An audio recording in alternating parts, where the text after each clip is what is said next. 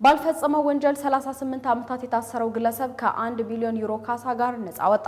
ባልፈጸመው የአስገድዶ መድፈርና የነፍስ ማጥፋት ወንጀል ተፈርዶበት ለ38 ዓመታት በእስር የቆየው ፒተር ሱሊቫን ድርጊቱን ያልፈጸመ መሆኑ ተረጋግጦ ከእስር ተለቋል።